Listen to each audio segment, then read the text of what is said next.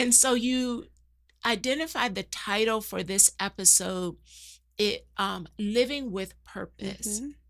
Can you tell us, what does that actually mean to you? And you said it so well. We're living in a time where people feel like they have no purpose because there's so much going on in our world. But truth be told, all of us have a purpose. Yeah. All of us have something that we are designed to do. And I think what happens is that a lot of times people look at purpose and think it's something grandiose. They think it's this big thing. But really, purpose means, what is it that makes me excited? What is it that brings me joy? What is it that gives me fulfillment and happiness? And so it's important, and why I said we need to talk about it and have this conversation, because so many people feel like they have no purpose, but don't realize you have purpose. You live out your purpose every single day, whether it be something small to something big. We all have a purpose. So it's really about, what is the thing that makes you happy? What is it that gives you joy? What is it that gives you fulfillment? And that ultimately, it means you're living with purpose. I feel like you're giving us nuggets and clues of how to be able to see it, because I agree. Oftentimes people are believing that purpose is this thing way out there that I have to keep working to eventually maybe Obtain. live out. But you're saying it's today. It's right now. You're living it. Most people don't realize the thing that they're excited about every day is probably connected to their purpose. How would you say that purpose actually becomes the fuel for persistence? You said it's connected to our joy, but how can it also be used as a tool to persist? Because ultimately, it's a saying that says, if you do what you love, you'll never work a day in your life, right? We've heard that saying. And oftentimes when you're operating in alignment and in purpose, when you encounter those rough moments, you're still going to want to keep going, because you realize, I like this. I have a bigger meaning behind this. So even though I've encountered this hiccup, even though this bump has encountered on the road, I still can keep going. It gives you that hope, that sustainability to fight through it, even though it may look daunting in that moment. And people currently now can feel a lot of weight, distraction. And so the real conversation is, this isn't a time to quit or give up. Correct. This is actually a time to really connect And lean in. and lean in And lean in. and get brighter, get bolder. And when you're coupling purpose with joy, with the thing that lights you up, and that it can help you keep going, that's a powerful combination. Yes, it is.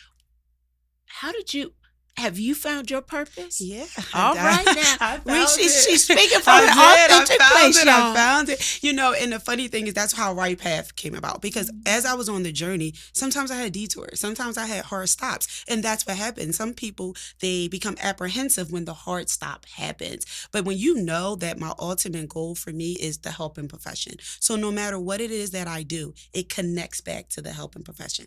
Whether I'm teaching, whether I'm counseling, whether I'm speaking, how do I get to the helping profession mindset? So really allowing myself to navigate the journey, try new things, explore roles that I may not have liked, right? Everything on the journey wasn't favorable, if I can be honest, but I wouldn't have known that I didn't like it until I tried it. And so then taking those moments, taking those things that I absolutely enjoyed and said, this is my niche. This is my thing. This is the road that God has me on to really live out my truth. And so that is what I encourage other people to do. I say, listen, what is it that you believe you're designed to do? When you look at your life, what is it that makes you happy? Now, how do we kind of bring other roads together to enter into this one space? And a lot of times people don't think about that because they're thinking about the stops. They're thinking about the detours.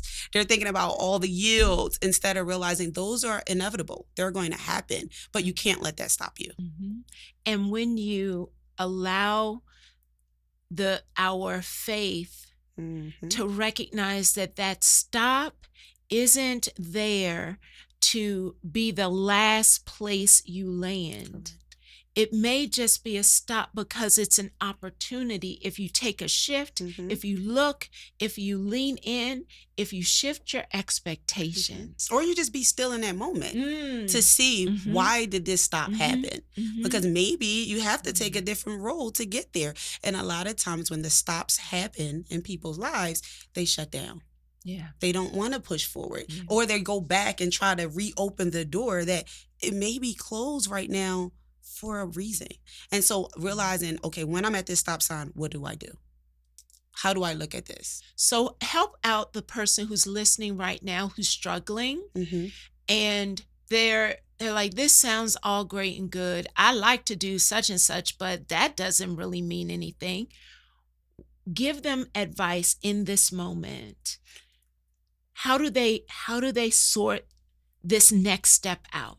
So one of the things I think we forget when we encounter the stop signs are all the positives, all the things that worked for us before. What were the things that while I was on this journey, it yielded into my purpose? What are those things? And slow down and acknowledge those things. Because a lot of times, because we have a negativity bias, right, in our brain, we are naturally inclined to say, this stop happened, I'm throwing in the towel. No, the stop happened, but there's so many other positive things. So the suggestion I would give them is, let's look at the positives. Let's look at the things that work, and how can we kind of interchangeably take those things, stay here at this stop sign for a little bit while we're figuring out what's going on, but maybe yield to a different road towards success. Because I think we forget everything, right, works together. The stop sign, the good, it all works together for the good. So how do I take those things that I realized worked for me and still use it to push me past this stop sign or push me down a different road?